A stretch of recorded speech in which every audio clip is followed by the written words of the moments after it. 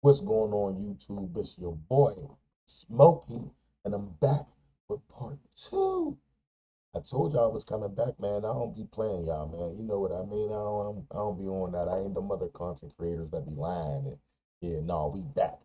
We back for sure. But y'all already know what's going on, man. This is part two, man. Let's get into it. Daniel Nicholson's actions could be blamed on drug use. What happens when a convict takes advantage of the law?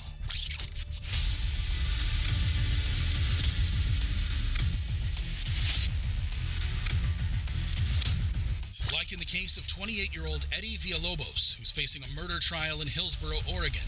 In 2021, Villalobos was charged with second-degree murder after he allegedly stabbed a man to death. Now in court, about to stand trial, two deputies escorted Villalobos into the courtroom.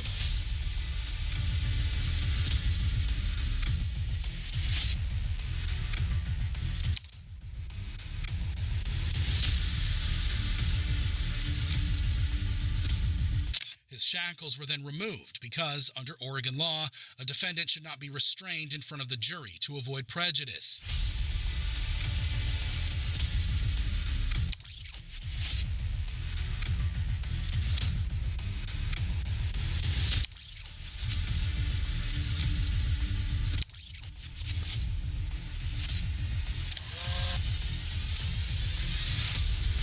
However, Villalobos was not the one to play by the rules. What?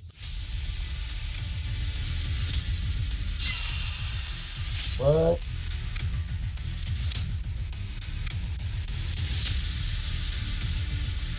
Just seconds after his hand and leg restraints were removed, Villalobos hopped over a chair and bolted towards the door. What? He raced through the hallway as deputies desperately pursued him.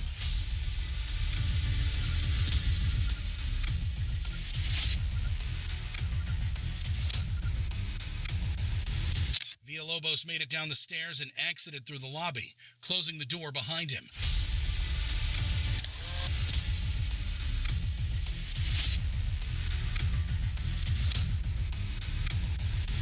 Before finally escaping the building. What? Another one I got out the building.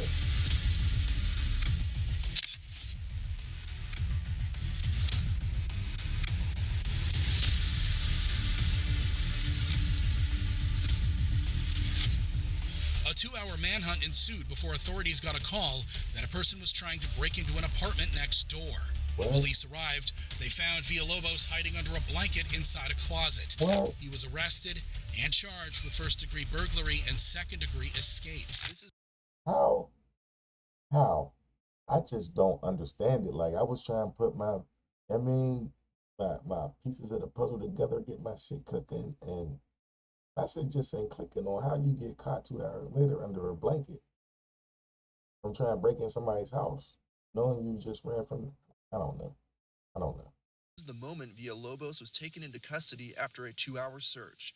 The Washington County Sheriff's Office says he was hiding in a hallway and he was arrested without incident. A few months later, Villalobos was convicted of the murder charge and sentenced to life in prison, with the possibility of parole after 25 years. While Eddie Villalobos was recaptured quickly by an efficient police force, what happens when lawyers have to bring a convict down? Oh. I said, hey, stop, man, don't do this. Oh. But he didn't even give me a chance, really. And like in the case of Israel Pointer, who was at the Oklahoma County Courthouse for a bond hearing. Facing robbery and firearms charges, the 19-year-old just learned his bond was revoked. Realizing he was about to go to jail, Pointer made a break for it. Bursting through the courtroom door, Pointer escaped the clutches of one deputy while... So I'm going to tell y'all this. He fast as hell for real. Y'all see the way he ran? You see how his legs stretch, how long he is, how tall he is? That nigga fast. He's tall and fast. Let's run that back real quick. That nigga fast, right? You mean? To bring a convict down. I said, hey, stop, man, don't do this.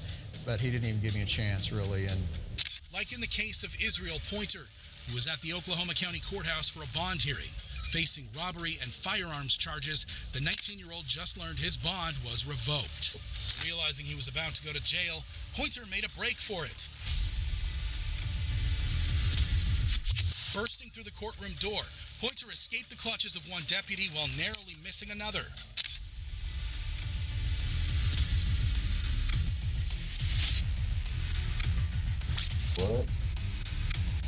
Oh. Pointer then ran into 2 more deputies who managed to catch him, but he proved to be too slippery for them.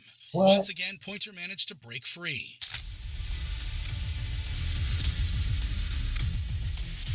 About to taste freedom, Pointer then encountered a group of attorneys. Instead of getting out of the way, Oklahoma County District Attorney David Prater grabbed Pointer and refused to let go. What? Not the district attorney. Other attorneys stepped in and overpowered the defendant.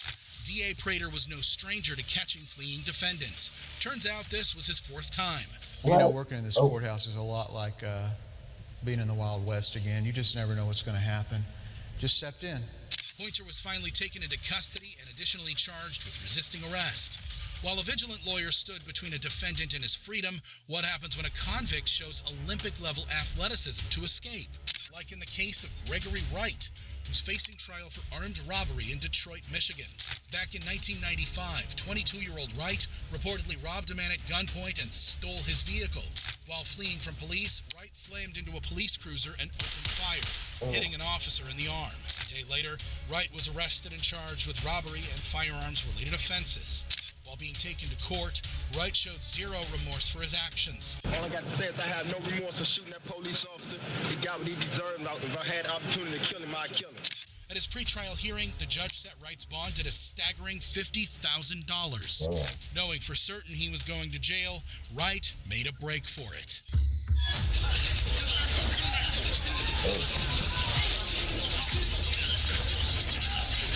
Why did he come in swinging though? As he was being shown the door which led to his imprisonment, Wright decided to take the opposite route. After escaping the clutches of an officer, Wright made an impressive leap to clear the barricade, but unfortunately, he fell straight into the arms of officers. It finally took 7 officers to subdue the defendant. Damn. Oh, that's why. Okay, you start punching him. Okay.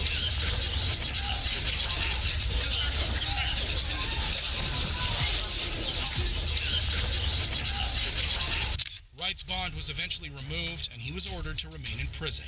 As for his trial, Wright was ultimately convicted and sentenced to life imprisonment. Hold on, why that big cop grab his whole face like that? That cop grabbed that man. He tall as hell. He behind a person, gripping the face of another person. He tall and big. Hey, get your big ass off. While Gregory Wright displayed great athleticism in court, what happens when an escape attempt is straight out of the movies? For that, we go to the Franklin County Courthouse in Columbus, Ohio, where a group of female defendants were on their way to jail after getting arraigned. Among them was 39-year-old Mobley, who was indicted for aggravated theft, and 40-year-old Morrissey, who was charged with drunk driving. However, the 2 bold women had no plans to go to prison. Shackled to each other at the wrist, Mobley and Morrissey first stepped back at the back of the line. Then, in a desperate attempt to escape, the 2 women slipped under the prison bus.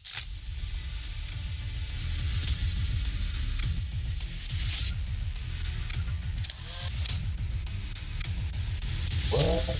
Shockingly, the court officers, not noticing that they were 2 inmates short, kept loading the bus with more prisoners. Oblivious that 2 prisoners were under the bus instead of inside of it, the bus pulled out onto the streets.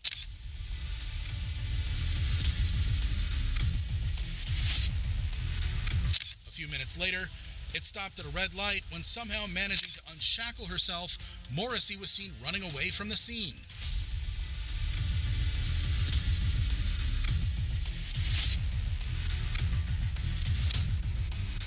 However, a local private detective who just happened to pass by noticed Morrissey and chased after her. What?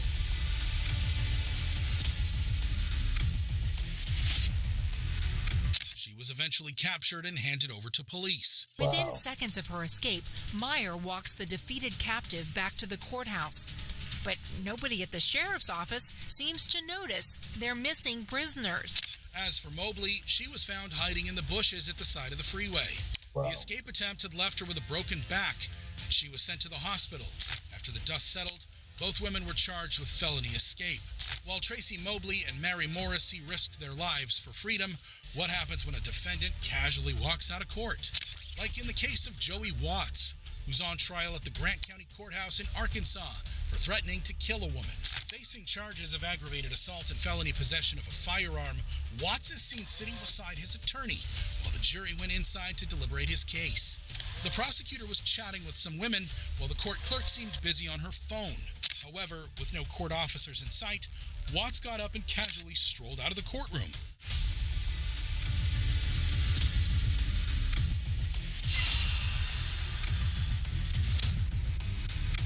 Once out the door, he coolly went down the stairs.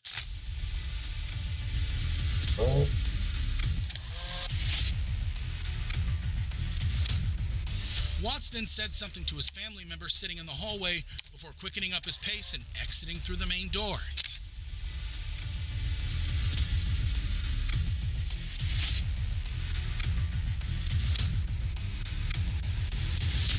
As soon as he stepped out, Watts took off. Taking no chances, Watts began to run for his freedom. He's seen walking down the street and he's gone. All the while, the jury was still in court. While Watts was busy escaping, back inside the court, the jury found him guilty of all charges.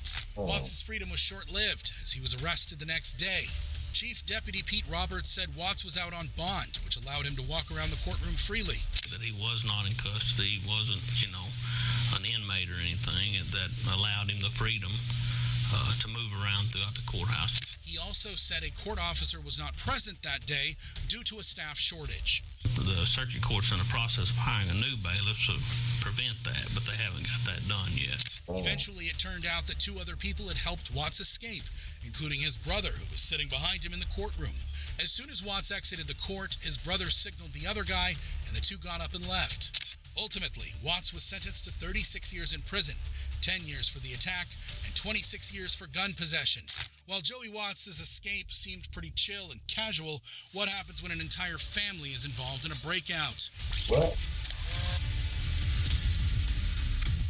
Like in the case of Dwayne Cheney, who's on a murder trial in Milwaukee, Wisconsin. According to reports, 25-year-old Cheney was accused of shooting and killing Michael Prescott in 2015 after the two got into an altercation over a girl. At his trial, Cheney was allowed to walk freely inside the building as he had a GPS tracker attached to his ankle. During a break, CCTV cameras showed Cheney with his girlfriend, Zuri London.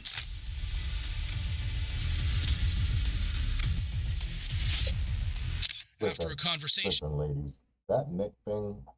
I can't stand that, man. Y'all gotta stop doing that. I cannot stand that.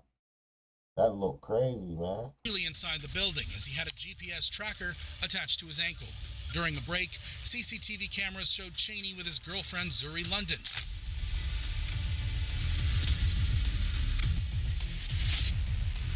After a conversation, the two seemed to go their separate ways.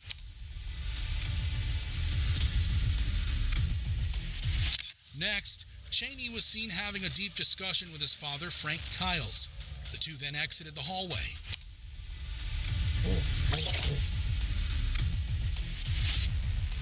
Minutes later, London reappeared. She seemed to be talking to someone on her cell phone, and suddenly...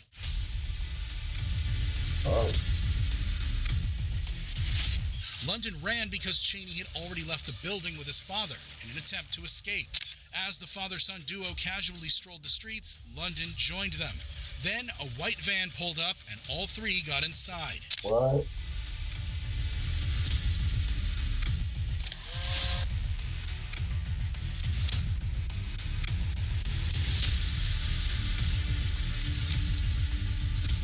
The driver of the vehicle was later identified to be Cheney's mother, Florigenia. Once inside, Cheney removed his GPS tracker, threw it out of the car, and sped away to his freedom. Or so he thought. Back in court, Cheney's trial continued without him, and eventually he was convicted of murder. 4 days later, U.S. Marshals caught Cheney hiding in a trash can not far from the courthouse. He was slapped with an additional charge of bail jumping. Ultimately, Cheney was sentenced to life in prison without the possibility of parole for killing Michael Prescott.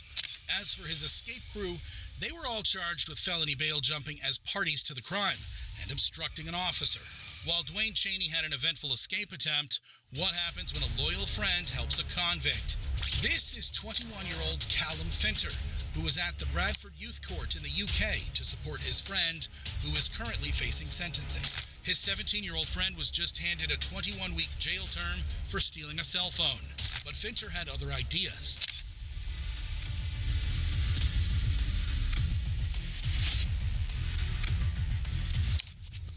As Finter stood outside the courtroom, notice how he pressed a button that flung open an automatic door and allowed his friend to escape.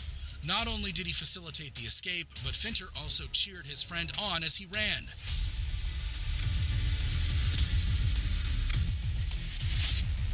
Before anyone realized what was happening, the teenager exited the hallway and took off through the security checkpoint.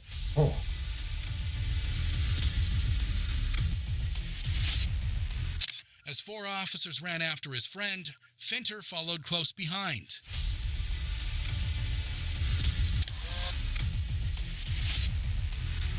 The phone bandit sprinted out of the courtroom, and eventually, the officers lost him and gave up the chase. What?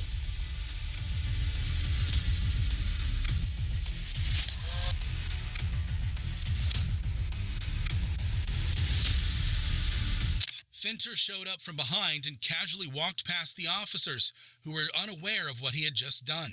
What?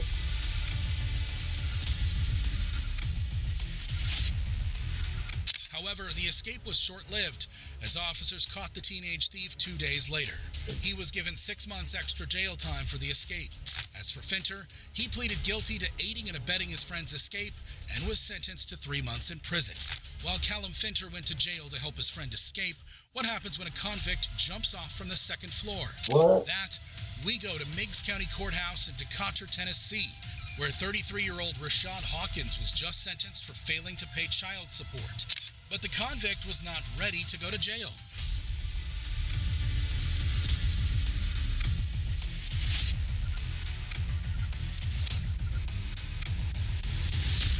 Damn. Before he could be taken into custody, Hawkins dipped out of the 2nd floor courtroom and jumped over the balcony. He took a sheer 10-foot drop into the reception below before getting up as if nothing happened and running towards the exit. Moments later, court employees and officers littered the hallway, trying to figure out what just happened.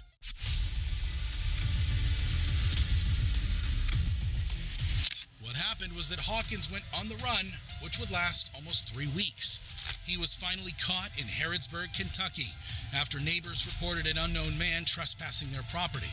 Hawkins once again ran and fought with police to avoid capture, but was eventually arrested and charged with criminal trespassing, resisting arrest, and 3rd-degree assault of an officer. He's currently being held without bond. While Rashad Hawkins took the leap of faith to escape, what happens when a defendant takes an officer with him? Just before 2 o'clock, Roan ran from a 2nd-floor courtroom, charged the waiting deputy at the exit, knocked him down, and got away. Like in the case of Corey Roan, who was facing charges of possession of a firearm and resisting arrest in Muskogee, Oklahoma. The 39-year-old had a history of criminal activity and was just ordered by a judge to be taken into custody. But Roan had other ideas. Get a deputy, have this guy arrested right now. Gotta rush. With no security in sight, Roan decided to take matters into his own hands and walked out of the courtroom. He picked up the pace as 3 court employees went right after him. Oh, shit.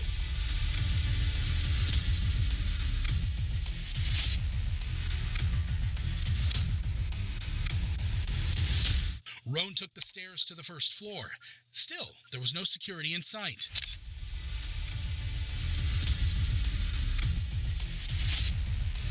As he made it towards the exit, one deputy attempted to stop Big Roan, but he was no match. Oh, he was old. That's why. Damn, he's old there. He's from dragging him. The brave deputy grabbed onto Roan's shirt, but the 6'3", 200-and-something-pound defendant took the old man with him as he broke through a metal detector, got into his car, and escaped. A manhunt was launched, but a few days later, Roan turned himself over to the police. Roan was additionally hit with charges of escape and assault and battery. His case is still ongoing. As for the deputy, he suffered head injuries which required hospitalization. Thankfully, he made a full recovery. Now, Sheriff Simmons tells me that the deputy you saw in the video, though, there was injured and suffered a leg. While Corey Roan proved to be too strong for authorities, what happens when a defendant is too fast to catch?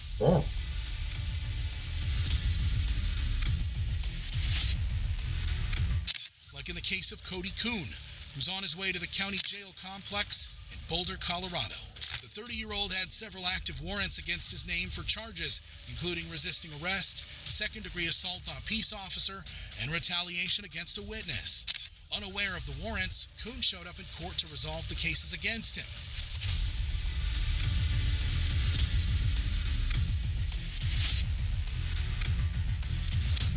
At first, Kuhn cooperated with the officers.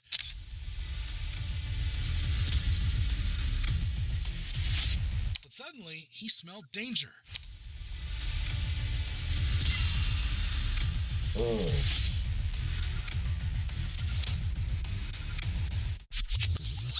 Realizing he was about to be arrested, Kuhn fled.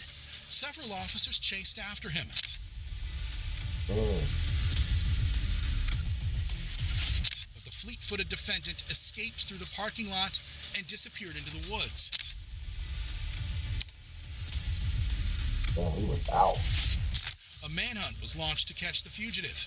A month later, Kuhn was arrested from Weld County. He faced no additional charges for the escape. Kuhn eventually pleaded guilty to attempted criminal exploitation of an at-risk person, criminal mischief, and harassment. Ultimately, Cody Kuhn was sentenced to 4 years probation and 18 months of work release. Damn. And that's it, guys. That's it. It's a wrap. You feel me? That's it. Hope y'all liked the video, man. If y'all new to the channel, man, go ahead and hit that like button, hit that subscribe button, hit that share button for me, man, for the one time.